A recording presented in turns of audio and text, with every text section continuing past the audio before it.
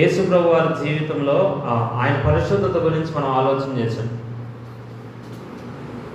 ఆ భాగాన్ని మనం ముగించలేదు, కానీ యేసు ప్రభు పరిశుద్ధుడు అనడానికి ఇతరులు ఇచ్చిన సాక్ష్యం ఏంటో మనం చూసి మనం ఆపేయాలి. ఒకవేళ ఆ భాగాన్ని యేసు ప్రభు జీవితం చెప్పుకునేటప్పుడు ఎప్పుడైనా మనం ఇంకోసారి మనం దీని గురించి మాట్లాడదాం. యేసుక్రీస్తు ప్రభు వారు పరిశుద్ధత యొక్క ప్రాధాన్యత ఏంటో చెప్పాడు. ఎందుకు పరిశుద్ధత ప్రాముఖ్యం చెప్పండి. పరిశుద్ధత లేకుండా ఎవరు దేవుణ్ణి చూడలేరు. దేవునితో సహవాసానికి ప్రాముఖ్యమైనది ఏంటి? పరిశుద్ధత. అది మనకు అనుగ్రహించాలంటే మానవుల్లో ఆ పరిశుద్ధత లేదు. ఆదాములో నుండి వచ్చిన మనం అందరం పాడైపోయాము. కాబట్టి ఇప్పుడు ఆ పరిశుద్ధత ఇవ్వాలంటే ఖచ్చితంగా యేసు ప్రభు ఏమై ఉండాలి? పరిశుద్ధుడై ఉండాలి. ఆయన జననం దగ్గర నుండి ఆయన మరణం వరకు, ఆయన పునరుద్ధానం కానీ, ఆయన యాజకత్వం కానీ, ఆయన రాకడ కానీ, ఇవన్నీ ఆయన పరిశుద్ధతను తెలియజేస్తాయి. కాబట్టి ఆయన అంత పరిశుద్ధుడు కాబట్టి ఆయన ఇప్పుడు మనల్ని ఏం చేయగలిగాడు? రక్షించగలిగాడు. ఇది మొదటి విషయము. సరే, నేను పరిశుద్ధత గురించి ఈరోజు నేను చెప్పట్లేదు. ఇంకొక అంశం ఏంటంటే ఈరోజు మనము యేసు ప్రభు లక్షణాల్లో మరొక లక్షణాన్ని మనం చూస్తాం. ఈరోజు ఏంటంటే యేసుక్రీస్తు ప్రభు వారు పరిశుద్ధుడు మాత్రమే కాదు, ఆయనకి మన పట్ల ప్రేమ గలవాడు. చెప్పండి, ప్రేమ గలవాడు. ఈ మాట మనం అర్థం చేసుకొని ఈరోజు మనం కొన్ని విషయాలు నేర్చుకొని ఆపేద్దాం. యేసు ప్రభు వారు ఎవరు చెప్పండి? ప్రేమ గలవాడు. ఆయన ప్రేమ గలవాడు అని చెప్పడానికి గల ఉద్దేశం ఏంటి? ప్రేమ గలవాడు చేసే పనులు ఏంటి అంటే, వాస్తవంగా ప్రేమ గలవాడు అన్నప్పుడు రెండు రకాల ప్రేమలు యేసు ప్రభు దగ్గర నుండి చూడగలం. ఏంటంటే, ఒకటి పరలోకం వైపు తండ్రి పట్ల ఆయన ప్రేమ. పరలోకంలోని తండ్రిని ఆయన ఏం చేస్తున్నాడు? ప్రేమిస్తున్నాడు. యోహాను సువార్త 17వ అధ్యాయంలో ఏమంటాడంటే, తండ్రి నీ వద్ద ఉన్నప్పుడు నాకు ఎట్టి మహిమ ఉందో మనిద్దరము ఎలా ప్రేమ కలిగి ఉన్నామో ఆ ప్రేమ అనే విషయాన్ని ఉపయోగిస్తాడు. అంటే ఇప్పుడు తండ్రిని యేసుప్రభు ఏం చేస్తున్నాడు? ప్రేమిస్తున్నాడు. రెండు, ఒక భక్తుడు ఇలా అన్నాడు అని ఆయన పేరు నాకు జ్ఞాపకం లేదు, కానీ సిలువకు ఎన్ని కొయ్యలు ఉంటాయి? రెండు ఉంటాయి. ఒకటి ఎలా ఉంటుంది? నిలువుగా ఉంటుంది. ఇంకొకటి ఎలా ఉంటుంది? అడ్డంగా ఉంటుంది. ఒకటి హారిజాంటల్, ఇంకొకటి వర్టికల్ అంటారు. ఒకటేమో యేసు ప్రభు ఎవరితో ప్రేమ కలిగి ఉన్నాడు? పైకి చూపించబడిందంటే తండ్రితో ప్రేమ కలిగి ఉన్నాడు అన్నాడు. రెండు, చుట్టూ చూపించబడిందంటే మనుషులతో కూడా ఆయనకి ఏముంది? ప్రేమ ఉంది. ఈ మాట అర్థం చేసుకుంటే యేసు ప్రభు తండ్రిని ప్రేమిస్తున్నాడు అనడానికి ఆయన చిత్తం అంతటిని ఏం చేశాడు? నెరవేర్చాడు. ఇదొక్కటే మనం తెలుసుకోవాలి. ప్రేమ అనే మాట వచ్చినప్పుడు యేసు ప్రభు వారు ఎంత తండ్రి చిత్తం నెరవేర్చాడంటే,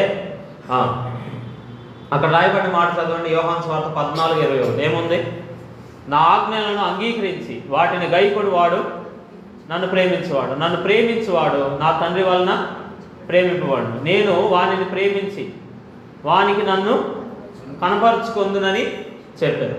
చాలాసార్లు యేసుప్రభు ఉపయోగించిన మాట కూడా ఏంటంటే, నేను తండ్రిని ప్రేమిస్తున్నాను కనుక ఆయన ఏం చెప్పాడో వాటిని నేను చేశానన్నాడు. ఈ మాట ఎందుకు అవసరం అంటే, యేసుప్రభు వారు తండ్రిని ఎంత ప్రేమించాడంటే ఆయన ఇష్టం అంతటినే నెరవేర్చే అంత ప్రేమించాడు. మీకు చివరికి ఒక మాట చూపించాలి దీంట్లో. ఈ వచనం మీకు తెలియాలి. ఏంటంటే, వాక్యంలో యేసు ప్రభు వారు ముమ్మారు ప్రార్థన చేశాడు. దేని కొరకు? గెత్సెమనే తోటలో. దేనికోసం ప్రార్థన చేశాడు? తండ్రి నీ ఇష్టమైతే ఈ గిన్నె నా యొద్ద నుండి తొలగించన్నాడు. అంటే ఆయన మానవుడిగా ఆ ఉగ్రత పాత్ర యొక్క బరువు ఎంతో ఎవరికి తెలుసు? కేవలం యేసు ప్రభువుకే తెలుసు. కాబట్టి ఇప్పుడు తండ్రి ఇష్టం ఏంటంటే ఆ ఉగ్రత పాత్ర మన పక్షాన నిలవబడి యేసు ప్రభు భరించడం. దేవుడు లోకమును ఎంతో ప్రేమించి తన అద్వితీయ కుమారుని ఇచ్చాడు. ఎందుకంటే ఎవడును నశింపక నిత్య జీవం పొందాలి. ఇప్పుడు చెప్పండి, ఆ ఉగ్రత పాత్రను భరించే ఆ సమయానికి యేసు ప్రభు వచ్చినప్పుడు ఆయన అంటున్నాడు, తండ్రి నీ ఇష్టమైతే, కానీ నా ఇష్టము కాదు నీ చిత్తమే సిద్ధించను కాక అన్నాడు. అంత మాత్రమే కాదు, అలానే దేవుని ఇష్ట ప్రకారం ఆయన ఏం చేశాడు? ఆ ఉగ్రత పాత్రను త్రాగాడు. ఆ క్రోధ పాత్రను ఆయన పుచ్చుకున్నాడు. ఆయన మీద ఆ దేవుని ఉగ్రత అంతా పడింది. అంటే ఇప్పుడు చెప్పండి, మరణం పొందే అంతగా దేవుని చిత్తానికి యేసు ప్రభు వారు లోబడ్డాడు. అందుకే తండ్రి పట్ల ఆయనకున్న ప్రేమ మనకు అర్థమైంది. రెండోది, మనుషుల పట్ల కూడా ఆయనకేముంది? ప్రేమ ఉంది. అందుకే ఆయన ఏం పెట్టాడు? మనందరి కొరకు తన ప్రాణం పెట్టాడు. యేసు ప్రభు అన్నాడు కదా, తన స్నేహితుడి కొరకు ప్రాణం పెట్టువానికంటే ఎక్కువ ప్రేమ గలవాడు లేడన్నాడు. ఇప్పుడు చెప్పండి, యేసు ప్రభు ఏం చేశాడంటే, మత్తయి సువార్త 20:28 ఏముంది? మనుష్య కుమారుడు పరిచారము చేయించుకోవడానికి రాలా, పరిచారము చేయడానికి, అనేకులకు ప్రతిగా విమోచన క్రయధనంగా తన ప్రాణమును పెట్టడానికి. ఇప్పుడు యేసు ప్రభు ఈ భూలోకానికి వచ్చి చేసిన పని ఏంటి చెప్పండి? తన ప్రాణాన్ని మన కొరకు పెట్టాడు. ఇప్పుడు ఈ విషయాలు మనకు అర్థం అవ్వాలంటే ఇప్పుడు పౌలు ఏమంటాడంటే, ఎఫెసీ పత్రికలో మనం చదువుకున్న వచ్చినాం, ఆ ప్రేమను గురించి పౌలు వివరించిన విధానాన్ని మనం చూసుకొని మనం ఆపేద్దాం. యేసు ప్రభు శిలువలో చేసిన కార్యమే ఆ ప్రేమను మనకు వివరిస్తుంది. యేసు ప్రభు శరీరధారిగా నివసించిన విధానాన్ని మనం చూస్తున్నప్పుడు ఆ ప్రేమ వివరించబడుతుంది. ఆ ప్రేమను గురించి రాసిన వచనాన్ని మరలా మీరు చదవండి. మీరు దేవుని సంపూర్ణత యందు పూర్ణులగునట్లుగా ప్రేమ యందు వేరుపారి స్థిరపడి సమస్త పరిశుద్ధులతో కూడా దాని వెడల్పు, పొడుగు, లోతు, ఎత్తు ఎంతో గ్రహించుటకును జ్ఞానమునకు మించిన క్రీస్తు ప్రేమను తెలుసుకున్నటకును తగిన శక్తి గలవారు కావాలని ప్రార్థిస్తున్నాను అన్నాడు. ఇప్పుడు మనం ఆలోచన చేయవలసిన మాట ఏంటంటే, జ్ఞానానికి మించిన క్రీస్తు ప్రేమ అంటే, వాస్తవానికి మనం ఆయన ప్రేమను అర్థం చేసుకోవడం ప్రారంభిస్తే అది మన జ్ఞానానికి మించిందే, కానీ అది అర్థం చేసుకోవడానికి లేఖనాలు మనకు ఇవ్వబడినాయి. కాబట్టి వాక్యంలోకి వెళ్ళి చూస్తే దేవుని ప్రేమ ఎంత అమూల్యమైనదో మనకు అర్థమైంది. అసలు మనలో ఈ ప్రేమ అనేది కలగడానికి మూల కారణం ఎవరు చెప్పండి? ప్రేమ అనే స్వభావం మనలోకి రావడానికి కారణం దేవుడే. ఎందుకంటే ఆయన ప్రేమ స్వరూపి, కాబట్టి ఆయన స్వభావమే మనలోకి కొంతవరకు వచ్చింది. కానీ పాపాన్ని బట్టి చాలా మందిలో ఏం చల్లారిపోయింది? ప్రేమ అనేది చల్లారిపోయింది. మరలా ఇప్పుడు యేసు ప్రభు వారు తన ప్రాణాన్ని పెట్టాడు. అందుకే ఇక్కడ ఒక మాట రాయబడింది, ప్రేమ యందు వేరుపారి స్థిరపడి. ఇప్పుడు మీకు ఒక మాట చెప్తాను అంటే, వేరు పారడం అంటే ఏంటి? ఆ చెట్టు ఆ వేర్లు ఏమవ్వాలి? భూమిలోకి, ఆ మట్టిలోకి ఏమవ్వాలి? లోపలికి వెళ్ళిపోవాలి. ఎంతవరకు వెళ్తాయి అంటే అది అక్కడ స్థిరపడిపోవాలి. ఒకవేళ అది అక్కడ స్థిరపడకపోతే ఏదైనా గాలి వచ్చినా, తుఫాను వచ్చినా ఏమైంది? వాన వచ్చింది, వరద వచ్చింది, ఏమైతే పడిపోతాయి. కారణం ఏంటంటే అది వేరుపారి స్థిరపడాలి. ఇప్పుడు మనము యేసు ప్రభువుని గురించిన ప్రేమలో ఏమవ్వాలి? వేరుపారాలి. ఎందుకంటే ఒక చెట్టు ఎదగాలంటే ఖచ్చితంగా దాని అభివృద్ధి అంతా దేని మీద ఆధారపడి ఉంటుంది? వేర్ల మీద ఆధారపడి ఉంటుంది. అంటే ఇప్పుడు క్రీస్తులో ఆయన ప్రేమలో మనం వేరు పారకపోతే మన అభివృద్ధి, మన స్థిరత ఉండదు. అందుకే మన ప్రభు మనల్ని ఎంత ప్రేమిస్తున్నాడో ఆ ప్రేమ ఎంతో మనం ఏం చేయాలి? తెలుసుకోవాలి. ఒకవేళ అది మనం తెలుసుకోలేకపోతే ఏమైంది చెప్పండి? ఏమైంది? ఖచ్చితంగా మనం ఏం చేయలేమంటే ఆ ప్రేమలో స్థిరపడలేము. కాబట్టి ఇప్పుడు మనం స్థిరపడడానికి ఒకే ఒక విధానం ఉంది. ఏంటి చెప్పండి? మన ప్రభు మనల్ని అందరిని ఏం చేస్తున్నాడు? ప్రేమిస్తున్నాడు. ఈ మాట మనకు గుర్తుండాలి. ఎందుకు ఈ మాట చెప్తున్నానంటే, రోమపత్రిక 8వ అధ్యాయం ఒకసారి చూడండి. అందరు రోమపత్రిక 8వ అధ్యాయం చేయండి. అక్కడ ఒక మాట రాయబడింది. రోమపత్రిక 8వ అధ్యాయం 38 39 వచ్చినాడు. 38 39 వచ్చినాడు. మరణమైనను జీవమైనను దేవదూతలైనను ప్రధానులైనను ఉన్నవైనను రాబోనవైనను అధికారులైనను ఎత్తైనను లోతైనను సృష్టింపబడిన మరి ఏదైనాను మన ప్రభు అయిన క్రీస్తు యేసునందరి ప్రేమ నుండి మనలను ఎడబాపనేరవని రూఢిగా నమ్ముతున్నాం. ఇప్పుడు చెప్పండి, ఎలాంటి పరిస్థితి అయినా మనల్ని దేని నుండి వేరు చేయలేం? దేవుని ప్రేమ నుండి వేరు చేయలేం. కారణం ఏంటంటే ఈ ప్రేమ మన దగ్గర నుండి కలిగింది అయితే మనం ఏం చేయవచ్చు? వదిలిపెట్టవచ్చు. కానీ ఈ ప్రేమ ఎక్కడి నుండి కలిగింది? దేవుని యొద్ద నుండి కలిగింది. కాబట్టి నిశ్చయంగా ఒక మాట చెప్తున్నాను అంటున్నాడు పౌలు. ఏమన్నాడు? రూఢిగా చెప్తున్నాను అంటున్నాడు, ఖచ్చితంగా చెప్తున్నాను అంటున్నాడు. ఈ ప్రేమ నుండి మనల్ని ఎవరు ఎడబాబు. ఎందుకు చెప్పమంటారా? మనం ఆయన చేయి పట్టుకోవడం కాదు, ఆయనే మన చేతిని పట్టుకున్నాడు. మనం పట్టుకుంటే ఏం చేస్తాం? వదిలేస్తాం. కష్టం వచ్చినప్పుడు, బాధ వచ్చినప్పుడు. అక్కడ పైన రాశాడు కదా, ఇంకా పైకి వెళ్తే ఏమన్నాడు? 35వ వచనం పై ఫస్ట్ లైన్ చూడండి. అదే పేపర్లో అటువైపు ఫస్ట్ లైన్ చూడండి. మనల్ని ఎడబాబు వాడాడు. శ్రమ అయినను, బాధ అయినను, హింస అయినను, కరువు అయినను, వస్త్రహీనత అయినను, ఉపద్రవమైనను, ఖడ్గమైనను మనలను ఎడబాబు. ఇప్పుడు చూడండి, ఇవే వచ్చినా ఒకవేళ మనం పట్టుకుంటే మటుకు ఏం చేయవచ్చు? వదిలేసే అవకాశాలు ఎక్కువ ఉన్నాయి. ఒకటి గుర్తుపెట్టుకోండి, మనం నిలవబడుతున్న పునాది ఏంటంటే మనం పట్టుకోవాలా. ఎవరు పట్టుకున్నారు మనల్ని? ఆయనే పట్టుకున్నాడు. అంటే వాస్తవంగా మనం బాగా అర్థం చేసుకోవాల్సిన మాట ఇదే. చాలామందికి ఏం అర్థం కావట్లే అంటే, అయ్యా నేను పట్టుకున్నాను అంటాం. మళ్ళీ చెప్తున్నాను వినండి, అసలు పట్టుకుంది ఎవరు? ఆయన. కొన్నిసార్లు మన సామర్థ్యాన్ని చూపించడానికి నేను ఎంత ప్రేమిస్తున్నానో తెలుసు అంటాం, కానీ ప్రేమిస్తుంది ఎవరు? ఆయన. ఆ ప్రేమలో నుండి మనకేం కలుగుతుంది? ఆ ధైర్యం, ఆ ప్రేమ అనేది కలుగుతుంది. ఇది మనకు అర్థమైతే ఏ విషయంలో మనం ఏం చేస్తాం చెప్పండి? క్రీస్తు ప్రేమలో వేరుపారుతాం. కొన్నిసార్లు మన సామర్థ్యం మీద మనం ఆధారపడతాం కదా. మన సామర్థ్యం కదా, ప్రభువా నీవు నన్ను ప్రేమిస్తున్నావు, నీవు నన్ను పట్టుకొని ఉన్నావు, నీవే నన్ను నడిపించు. పరిస్థితి ఏదైనా మనం ఏమంటాం చెప్పండి? మన నోటి నుండి వచ్చే మొట్టమొదటి మాట ఏంటంటే, అయ్యా నీ ప్రేమలో నన్ను స్థిరపరిచావు, ఆ ప్రేమలోనే నన్ను వేరుపరిచావు, ఏం చేస్తావు ఇప్పుడు? నీవే నన్ను నడిపిస్తావు. చూడండి, ప్రేమ ఎక్కడి నుండి కలిగింది? దేవుని యొద్ద నుండి కలిగింది. ఇది మన దగ్గర నుండి కలిగింది కాదు. మనది అనుకున్నామంటే ఖచ్చితంగా అక్కడ ఏమవుతామంటే ఖచ్చితంగా దేవుని మీద ఆధారపడలేదు. ఒక మాట గుర్తు చేసుకోండి, యేసు ప్రభు వారి భూలోకానికి వచ్చి దేవుని ఉగ్రత అంతా భరించాడా? ఆ ఉగ్రత ఎవరి మీద పడాలి? మన మీద పడాలి. ఉగ్రత తీసివేసి ఇప్పుడు మనం ఏమయ్యాము? ఒకప్పుడు ఉగ్రతా పాత్రులము, ఇప్పుడు మనం దేవునికి పుత్రులమయ్యాం, పిల్లలమయ్యాం. అవునా కదా? మరలా చెప్తున్నాను, ఎప్పుడైనా మనము బలహీనమైనప్పుడు దేవుని పిల్లలం కాకుండా పోతున్నామా? చెప్పండి. మనం ఎప్పుడైనా సహవాసానికి దూరమైనప్పుడు మనం దేవుని పిల్లలం కాదని ఆయన ఎప్పుడైనా అన్నాడు మనల్ని? ఎందుకు అనలేదు? కారణం ఏంటంటే ఇది మన సామర్థ్యాన్ని బట్టి ఆయన ప్రేమించిన ప్రేమ కాదు. ఇది ఎవరి ప్రేమ? మనం ఎన్నిసార్లు పడిపోతున్నామో, ఎన్నిసార్లు బలహీనమవుతున్నామో మనకు తెలుసు. అవునా కదా? అయినా ఆయన ఏం చేస్తున్నాడు?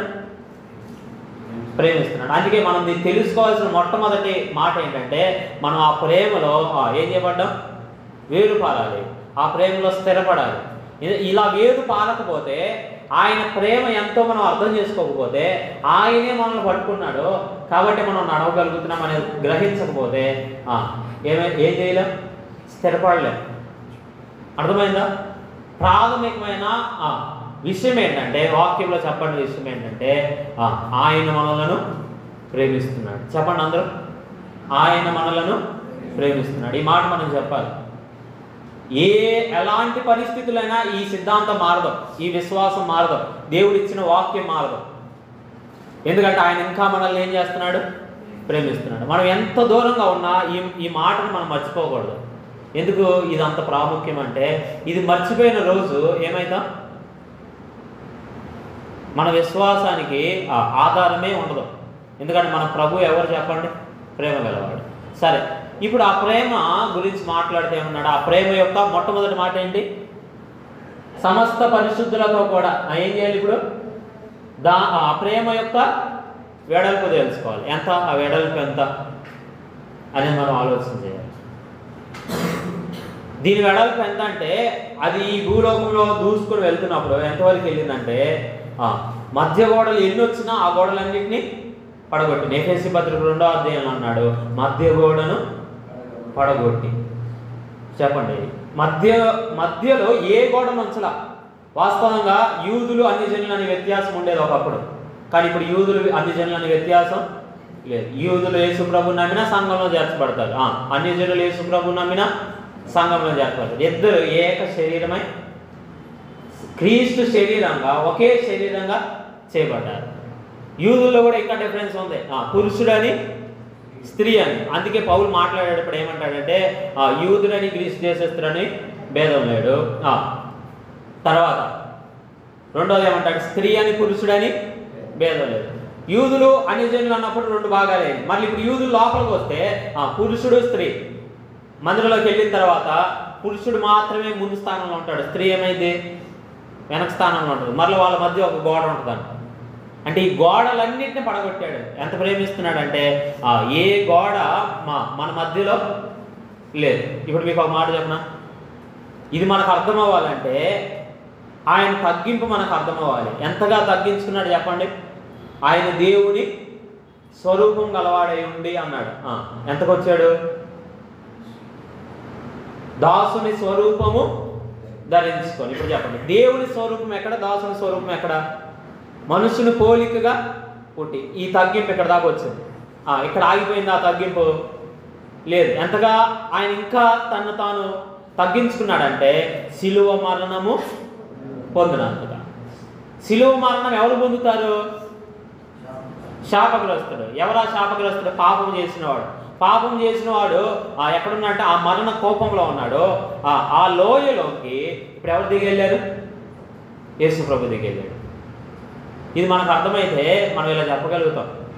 ఏమంటామంటే యేసు ప్రభు శిలువ మరణం ఆయన ఎంత తగ్గించుకున్నాడంటే పౌలు ఇంకేం చెప్పలేక ఏమన్నాడంటే ఆయన మరణము పొందునంతగా తగ్గించుకున్నాడు, విధేయుడయ్యాడు. అంటే అంతకంటే విధేయత ఎక్కడైనా ఉందా? ఇప్పుడు అంతకంటే తక్కువ వాడు ఇంకెక్కడ లేడు భూమి మీద.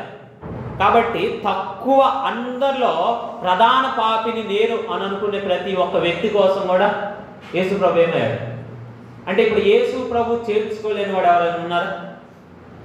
ఎవరు లేరు. అందుకే ఆయన గురించి రాయబడింది, దేవుడు లోకమును ఎంత అంటే చెప్పండి ఎంతో ప్రేమించాడు, తన అద్వితీయ కుమారుడు పుట్టిన వాని యందు విశ్వాసముంచే కొంతమంది లేదు. ఇక్కడే ఉంది ప్రతి వాడు. అంటే ఇప్పుడు చెప్పండి ఆయన శిలువ కార్యం ఎంతమంది కోసం? ఒకవేళ ఈ వ్యక్తికి మనకు ఆ వ్యక్తి మన మీద లేకపోతే శిలువను గురించిన వార్త మీద వ్యతిరేకంగా మాట్లాడితే ఆ వ్యక్తికి చెప్పడానికి మనకు ఇష్టం ఉండదు. కానీ ఆ వ్యక్తితో కూడా మాట్లాడడానికి ఎవరు ఇష్టపడుతున్నారు? ఆ వ్యక్తి కోసం కూడా వెల చెల్లించింది ఎవరు? ఇప్పుడు సౌలు అనేవాడు ఏం చేశాడు? సంఘమును హింసించడం ఉద్యోగంగా పెట్టుకున్నాడు, తన ప్రాణాధారముగా పెట్టుకున్నాడు. కానీ ఆ సౌలును కూడా ఏం చేశాడు? ప్రేమించాడా లేదా? అందుకే ఆయన పౌలు ఆ మాట తెలుసుకొని ఏమంటాడంటే ఈ ప్రధాన పాపిని కూడా ఆయన ఏం చేశాడు? ప్రేమించాడు. అంటే ఈ మాటలు అర్థమవుతున్నప్పుడు ఏ వ్యక్తి కూడా ఆయన ప్రేమకు అర్హుడు కాడు అనడానికి లేడు. కాబట్టి మనం అందరం ఇప్పుడు ఎవరి ప్రేమకు అర్హులము? దేవుని ప్రేమకు అర్హులం. ఎందుకంటే ఆ ప్రేమ కొంతమంది కోసం కాదు. అయ్యా మమ్మల్ని ఒక్కరిని ఎన్నుకున్నావు, మమ్మల్ని ఒక్కరిని పరలోకం తీసుకెళ్తాం అనడానికి లేదు. ప్రతి ఒక్క వ్యక్తి రక్షించబడాలనేది దేవుని ఇష్టం. కాబట్టి ఇప్పుడు వాళ్ళందరూ విధేయత చూపించడానికి మనం ఏం చేయాలి? వాళ్ళ కోసం ఈ ప్రేమ అర్థమవుతున్న మనం ఏం చేయాలంటే ఆ ప్రేమ ఆ ప్రేమ యొక్క వెడల్పు విస్తరణ ఎంతవరకు వెళ్ళిపోవాలి చెప్పాలి? భూదిగంతాల వరకు వెళ్ళిపోవాలి. దాని విషయంలో మన బాధ్యత ఏమైనా ఉందా చెప్పండి. మన బాధ్యత ఏమైనా ఉందా అంటే ఒకటే, మనం వ్యత్యాసం చూపించకుండా అందరికి సువార్త ప్రకటించాలి. అర్థమవుతుంది? వ్యక్తిగతంగా కానీ సామాజికంగా కానీ ప్రతి ఒక్క వ్యక్తి దగ్గరికి ఈ సువార్త వెళ్ళడానికి ఆయన ప్రేమకు పరిమితులు లేవు. కాబట్టి మనం కూడా ఏముండకూడదు, పరిమితులు పెట్టుకోకూడదు. ఏ వ్యక్తితో అయినా మనం ఏం చేయగలగాలి? ప్రభువుని గురించి మాట్లాడాలి. ఈ మాట మీరు గుర్తుపెట్టుకోండి. మనము అలా చేయగలిగితే ఖచ్చితంగా ఒకటి గుర్తుపెట్టుకోండి, మనం ఎవరిని ఇప్పుడు నాలాంటి ఒకరు వచ్చి అయ్యా నేను కూడా ప్రభువుని నమ్ముతానంటే మనం ఏం చేయాలి? ప్రేమతో ప్రభు చూపించిన ప్రేమతో ఆ వ్యక్తిని కూడా ఆహ్వానించాలి. ఎవరిని తృణీకరించడానికి మనకు లేదు. వాస్తవంగా ఇప్పుడు ఉన్న బయట సంఘాలు ఎలా అయిపోయినాయి అంటే నిన్న ఒక అబ్బాయితో మాట్లాడుతుంటే ముంబైలో తెలియని వాళ్ళని లోపలికి ఆహ్వానించడంట వాళ్ళకున్న పరిస్థితులు బట్టి. తెలియని వ్యక్తి మందిరానికి రావడానికి కూడా అవకాశం లేదు. కాబట్టి మనం ఏం చేయాలంటే ఒకటి గుర్తుపెట్టుకోండి, ఏ వ్యత్యాసాన్ని మనసులో పెట్టుకోకూడదు. ఎందుకంటే ఆయన ప్రేమ ఎంతమంది కోసం? అందరి కోసం. మన వ్యత్యాసాన్ని బట్టి ఎవరు కూడా దేవుని దగ్గరికి రాకుండా ఆగిపోకూడదు. ఇది మనం నేర్చుకోవాల్సిన మొట్టమొదటి మాట. అందుకే ఆయన ప్రేమ యొక్క వెడల్పు. తర్వాత చెప్పండి, ఆయన ప్రేమ యొక్క పొడుగు ఉంది. ఇంకా పొడుగు అనేది ఇప్పుడు ఆయన కాలము, ఆయన ప్రేమ ఎంత కాలం నుండి ఆయన ప్రేమ చూపిస్తున్నాడు అనేది మనం మాట్లాడితే, ఆయన కాలానికి వెనక్కి వెళ్తే జగత్తు పునాది వేయబడక మునిపే మనల్ని ఆయన ఏం చేస్తున్నాడు? ప్రేమిస్తున్నాడు అని ఎఫెసీ పత్రికలో ఉంది. అర్థమవుతుందా? ఇర్మియా గ్రంథంలో ఏముంది? శాశ్వతమైన ప్రేమతో నేను నిన్ను ప్రేమిస్తున్నాను అని ఉంది. కీర్తనల గ్రంథం 136 కీర్తనలో ఆయన కృప నిరంతరం ఉండును అనే మాట ఉంటుంది. వాస్తవంగా అక్కడ వాడబడిన పదం ఏంటంటే ఆయన ప్రేమ నిరంతరం ఉండును, ఆయన ప్రేమ నిత్యం ఉండును అనే పదం వాడబడింది. ప్రతి వచనానికి తర్వాత ఏముంటుందంటే ఆయన ప్రేమ నిరంతరం ఉండును, ఆయన ప్రేమ నిరంతరం ఉండును. అంటే ఇప్పుడు చెప్పండి, ఆయన ప్రేమ ఎలాంటిది? ఒకరోజు అయిపోయేది కాదు. అర్థమవుతుందా? కొన్నిసార్లు ఆయన ప్రేమను మనం స్మరించమేమో కానీ, దాన్ని మనం ధ్యానం చేయకపోవచ్చేమో కానీ ఆయన ప్రేమ తరిగిపోయేది కాదు. అనుదినం మన పట్ల తన నూతనమైన ప్రేమ, తన నూతనమైన కృప చూపిస్తున్నాడు. పాత నిబంధనలో ఎక్కువగా కృప అని వాడబడిన ప్రతి చోట ఆయన ప్రేమను గుర్తుపెట్టుకోండి. ఎందుకంటే హెసెడ్ అనే పదం ఉపయోగించబడింది. అది ఆయన ప్రేమ గురించిన వివరణ ఇచ్చే పదము. కాబట్టి అర్థం చేసుకోవాల్సిన మాట ఏంటంటే ఆయన ప్రేమ ప్రతిరోజు, ఆయన కృప, అయ్యా నీ కృప ప్రతిరోజు నా పట్ల నూతన పరచు అనే పదాలు వింటాం పాత నిబంధనలు. అంటే ప్రతిరోజు ఆయన ప్రేమ ఏం చేయబడాలి?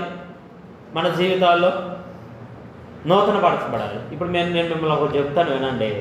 వాస్తవానికి ఎందుకు ఆయన ప్రేమ నిరంతరం ఉంటుంది? ఆలోచన చేశారు ఎప్పుడైనా? శాశ్వతమైనది ఆయన ప్రేమ ఎందుకు చెప్పండి? కారణం ఏంటంటే ఆయన ఎవరు? అసలు శాశ్వత కాలము ఉండేవాడు. ఆయన నిత్యుడు, ఆయన మార్పు లేనివాడు. ఇంకొకటి ఆయన లక్షణం ఏంటంటే ఆయన ప్రేమ స్వరూపి. ఇప్పుడు చూడండి, ఈ రెండు లక్షణాలు కలపండి. ఆయన నిత్యం ఉండేవాడు, రెండోది ఆయన ప్రేమించేవాడు. ఇప్పుడు ఎంతకాలం ప్రేమిస్తాడు? నిత్యం ప్రేమిస్తాడు. మారని వాడుగా ఆయన మనల్ని ఏం చేస్తాడు? ప్రేమిస్తాడు. ఇప్పుడు చెప్పండి, మన స్థితి మారినా ఆయన స్థితి మారదు. ఆయన ఎప్పుడు మనల్ని ఏం చేస్తానే ఉంటాడు? ప్రేమిస్తానే ఉంటాడు. అందుకే ఆయన చేతులు చాపి ఏమంటున్నాడు చెప్పండి? సిలువలో ఆయన చేతులు చాపింది ఎందుకోసం? అందరిని ఇంకా ఏం చేస్తున్నాడు? ఆహ్వానిస్తున్నాడు. వచ్చిన వారందరినీ ఆయన హత్తుకోవడానికి సిద్ధంగానే ఉన్నాడు. మన పట్ల కూడా కొన్నిసార్లు మన బలహీనమైతున్నా ఆ టైంలో కూడా ప్రభు బలహీనుడు కాడు. మన బలహీనతను బట్టి సిలువ వేయబడిన ఆయన ఇంకా చేతులు చాచి ఎందుకున్నాడు చెప్పండి? మనల్ని ఇంకా లోపలికి ఆహ్వానించడానికి, తన శాశ్వతమైన ప్రేమ ఇప్పుడు ఎవరి పట్ల చూపించడానికి? మన పట్ల. కాబట్టి నేను ఈ మాట చెప్పాలనుకుంటున్నాను. రేపటి గురించి ఆలోచన చేస్తే మనకేముంది? భయం ఉంది. పరిస్థితులను చూసి ఆలోచన చేస్తే నిరాశ కూడా ఉంటుంది. ఈ రెండు ఖచ్చితంగా ఉంటాయి. పరిస్థితులు ఎంత భిన్నంగా ఉన్నాయి.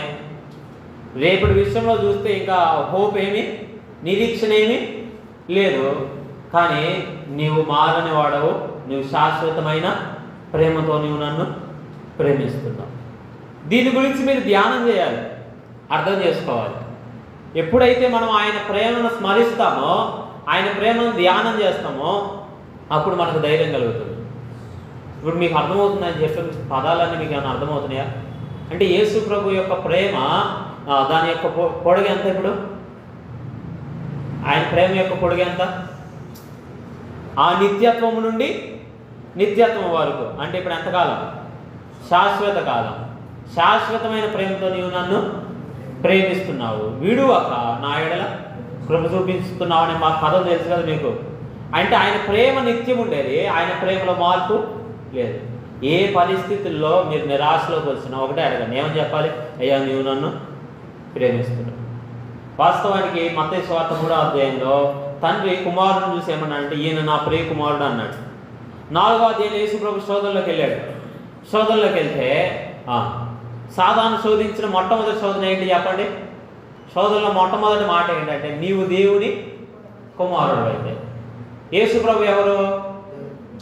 దేవుని కుమారుడు. ఇంకా స్పష్టంగా చెప్పాలి, దేవుని ప్రియ కుమారుడు. ఇప్పుడు చెప్పండి, ఆయన శరీరధారిగా ఉన్నాడు, ఇప్పుడు ఆయన దేవుని చేత ప్రేమించబడుతున్న కుమారుడు. కానీ సాతాను శోధిస్తున్న ప్రశ్న ఏంటి? నీవు దేవుని కుమారుడు. అసలు ఆయన ప్రేమను జ్ఞాపకం చేసుకునే తత్వంలోకి సాతాను ఎప్పుడు దాడు? ఎందుకు చెప్పండి? ఆయన ప్రేమ అనేది అర్థమైతే మనం ఏమవుతాం? స్థిరపడతాం. తండ్రి ఏమో నీవు నా ప్రియ కుమారుడు అంటున్నాడు, సాతాను ఏమేమంటున్నాడు? అసలు నువ్వు దేవుని కుమారుడు అయితే అంటున్నాడు. కొన్నిసార్లు మన ప్రశ్నలు ఇలా ఉంటాయి, మనం దేవుని చేత ప్రేమించబడుతున్న కుమారులము, కానీ సాతాను ఏమంటాడు? అసలు నువ్వు దేవుని కుమారుడు అయినా? అసలు నువ్వు పరలోకం లేకపోతే దేవుడు నీ మాట వింటాడా? దేవుడు నిన్ను ప్రేమిస్తాడా? అంత అర్హత నీకు ఉందా? చెప్పండి. మనం ఏం చెప్పాలి అప్పుడు?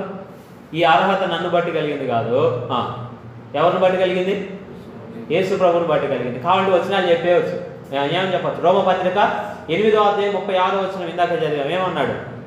ఎలాంటి విషయాల్లో అయినా ఆయన ప్రేమ నుండి మనల్ని ఎవరు కూడా ఎడబాపలేదు. అది ఏదైనా కానివ్వండి, ఏది కూడా ఆయన ప్రేమ నుండి మనల్ని ఎడబాపు. కాబట్టి ప్రభువా నువ్వు నన్ను ప్రేమిస్తున్నావు, ఈ విషయం ఏంటి అని మనం ఏం చేయవచ్చు?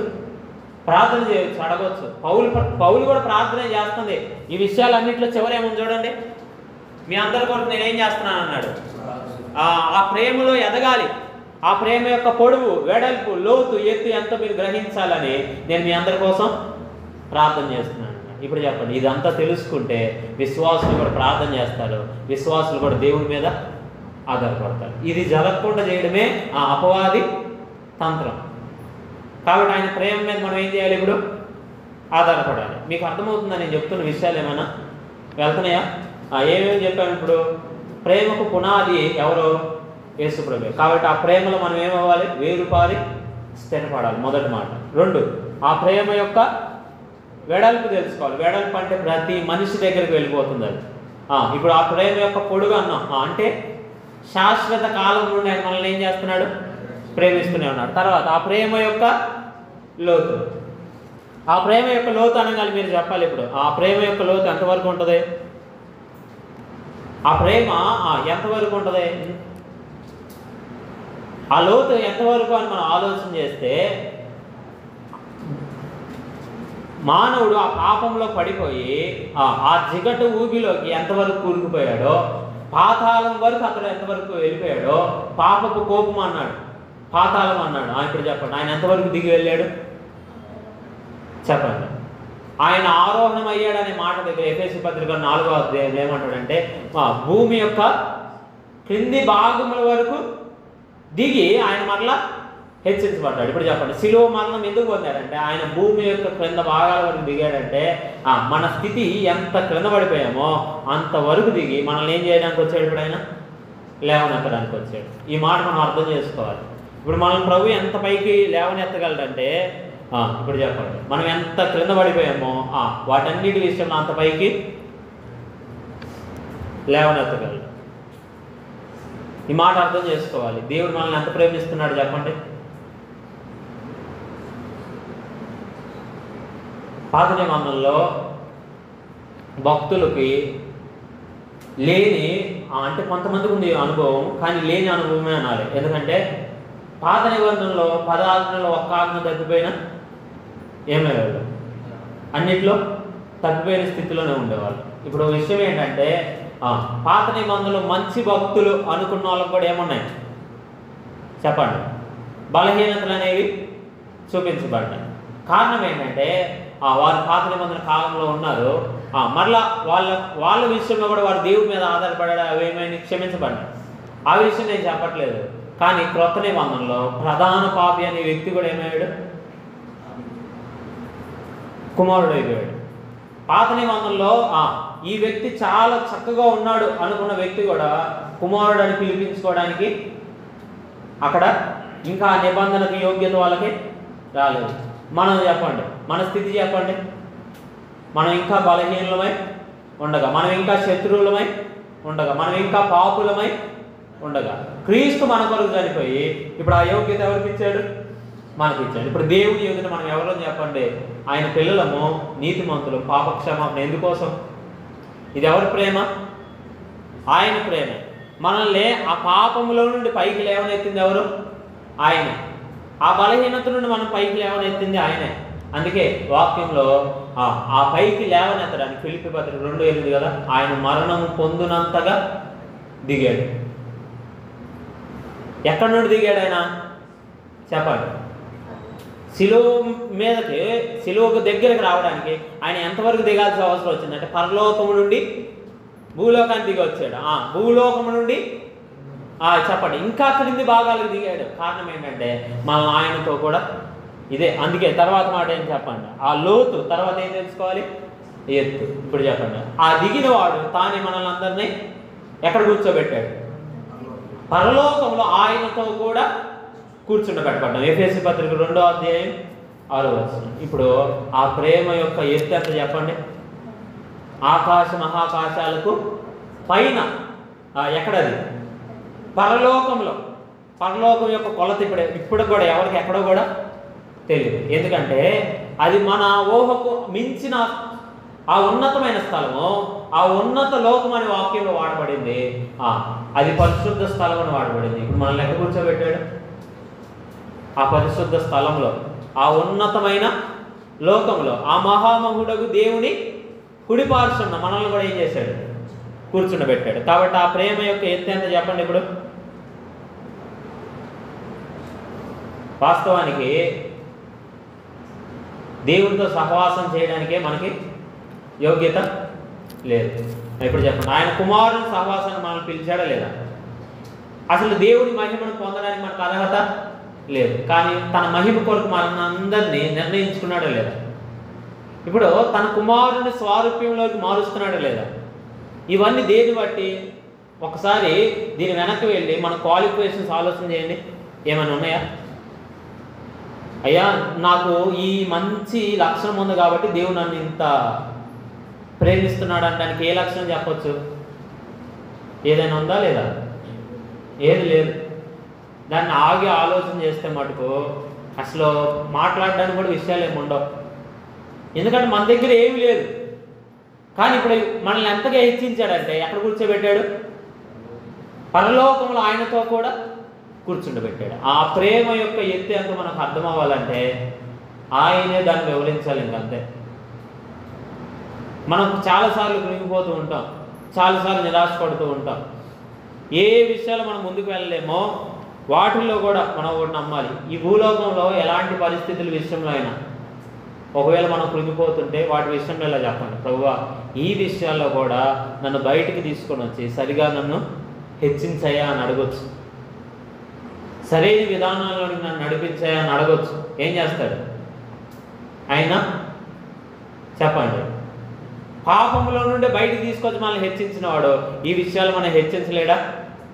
హెచ్చించగలడు. కానీ మనం ఏం చేయట్లేదంటే ఆ విషయాలు ప్రభువు దగ్గర అడగట్లేదు. ఆ విషయాలను ప్రభువుతో మనం ఒప్పుకోవట్లేదు. కాబట్టి మా ఇప్పుడు ఒకే ఉద్దేశం, ఒకే నిరీక్షణ మనం కలిగి మనం ముందు కొనసాగడానికి గల కారణం ఏంటంటే ప్రభు మనల్ని అందరినీ ఏం చేశాడు? హెచ్చించాడు. పరలోకంలో ఆయనతో కూడా కూర్చొని పెట్టాడు. ఈ కారణం ఎలా కలిగిందంటే కేవలము ప్రభువుని మన హృదయంలో చేర్చుకోవడం ద్వారా ఆయన ప్రేమ అంతటిని మనకు చూపించాడు. అందుకే ఈ ప్రేమ అంతటిని కలిపేమన్నాడు క్లాస్లో, జ్ఞానమునకు మించిన క్రీస్తు. కొన్నిసార్లు మన పదాలు సరిపోవు, మనం వివరించడానికి కూడా మనకేముండదు, ఏ విషయం ఎలా చెప్పాలో కూడా మనకు అర్థం కాదు. కారణం ఏంటంటే ఆ ప్రేమ దాని వెడల్పు దాని పొడవు అనుభవించేవాడికి తప్ప ఇంకెవరికి అర్థం కాదు. ఇది గ్రహిస్తున్నప్పుడు ఒక మాట చెప్తున్నాను వినండి. ఆయన మనల్ని అందరినీ ప్రేమిస్తున్నాడు. ప్రేమించిన వాడు మనల్ని హెచ్చించగలడు. ప్రేమించిన వాడు మనకు సహాయము చేయగలడు. కొన్నిసార్లు ప్రేమించిన వాడే క్రమశిక్షణ కూడా చేస్తాడు. ఇప్పుడు ప్రేమ లేనివాడు వాక్యంలో రాయబడింది, పగవాడు లెక్కలేని ముద్దులు పెడతాడు. ప్రేమించేవాడు ఏం చేస్తాడు? శిక్షిస్తాడు. ఎందుకు? అది మన మేలుకు. కొన్నిసార్లు ఏందయ్యా ఈ ఒత్తిడి ఏంటి ఏంటి ఏంటి అని అడిగితే ఒకసారి జాగ్రత్తగా ఆలోచిస్తే అర్థమైపోతుంది. ఈ విషయాల్లో నేను బలహీనున్నాను కాబట్టి ఏం చేస్తున్నాడు? వాక్యంలో ఉందా లేదా? హెబ్రీ పత్రిక 12వ అధ్యాయం ఏముందంటే ఈ క్రమశిక్షణ కొంతవరకు ఎలా ఉంటుంది? దుఃఖకరంగానే ఉంటుంది. కానీ మనమందరం ఆయన పరిశుద్ధతలో పాలు పొందడానికి ప్రభు ఇది చేస్తున్నాడు. మరల ఇంకొక మాట అంటాడు, తండ్రి కుమారుని క్రమశిక్షణ చేస్తాడు. అంతే. ఈ మాటలు రెండు మన హృదయాలు ఉంచుకోవాలి.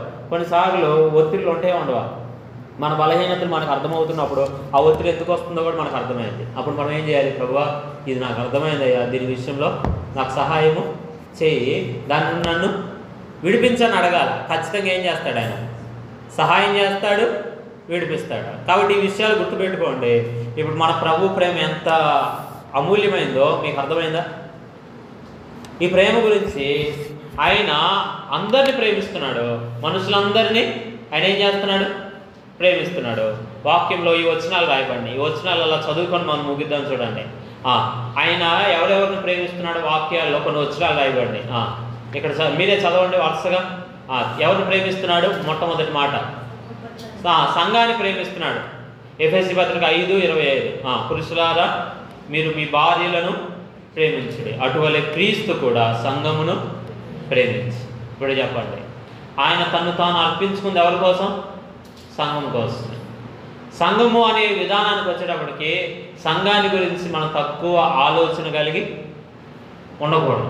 మళ్ళీ చెప్తున్నాను, వ్యక్తిగతంగా ఏ విషయాల్లో అయినా సంఘాన్ని గురించిన ఆలోచన ఏమవ్వకూడదు, మనలో తక్కువ కలిగి ఉండదు. ఎందుకు? వాక్యంలో నేరుగా రాయబడింది, క్రీస్తు కూడా సంఘము కొరకు ప్రేమించి తన ప్రాణాన్ని పెట్టాడు. అవునా కదా? తను తాను సమర్పించుకున్నాడు. కాబట్టి సంఘంలో మన బాధ్యత ఏంటి, మన ప్రవర్తన ఏంటి, మనం కూడా ఏం చేయాలి? తెలుసుకొని మనం ప్రవర్తించాలి. క్రీస్తు మనల్ని ప్రేమించినట్టు మనం కూడా ఏం చేయాలి? నేను మిమ్మల్ని ప్రేమించిన ప్రకారం మీరు ఒకరినొకరు ప్రేమించని అన్నారు కదా, అలానే ఇలా చెప్దాం. ఆయన సంఘాన్ని ప్రేమించినట్లు సంఘం కూడా ఎవరిని ప్రేమించాలి? క్రీస్తును ప్రేమించాలి. ఆ మాట జ్ఞాపకం ఉంచుకోండి. ప్రతి విశ్వాస పట్ల ఆయన ప్రేమ. గలతీ పత్రిక 2:20 రాయబడింది. ఏమన్నాడు? నేను క్రీస్తుతో కూడా సిలువ వేయబడి ఉన్నాను, ఇక్కడ జీవించువాడను నేను కాదు, క్రీస్తే నా యందు జీవించున్నాను. నేను ఇప్పుడు శరీరం ముందు జీవించుతున్న జీవితం. ఇప్పుడు చెప్పండి, ఇదేంటంటే యేసు ప్రభువుని నమ్మిన తర్వాత ఈ శరీరం ముందు జీవించుచున్న జీవితము. ఇప్పుడు చదవండి, ఏముంది? ఇది గుర్తుపెట్టుకోవాలి, ఇదే పునాది సత్యం. నన్ను ప్రేమించి నా కొరకు తను తాను అప్పగించుకొని నా దేవుని కుమారుని అందలి విశ్వాసము వలన జీవిస్తున్నా. ఇప్పుడు చెప్పండి, నన్ను ప్రేమిస్తున్నవాడు ఉన్నాడు, నా కొరకు అప్పగించుకున్నవాడు ఉన్నాడు, ఆయన అందరి విశ్వాసంతోనే నేను జీవిస్తున్నా. ఈ జీవిత కాలం అంతా ఆయన ప్రేమను ఏం చేయాలి? ప్రతి విశ్వాసి తలపోసుకుంటూ ముందుకెళ్ళాలి. ఆయన ప్రతి విశ్వాసిని ఏం చేస్తున్నాడు? మనలో ప్రతి ఒక్కరిని ఏం చేస్తున్నాడు? ప్రేమిస్తున్నాడు. ఇంకొక మాట రాయబడింది, ఆయన తన వారిని ప్రేమిస్తున్నాడని.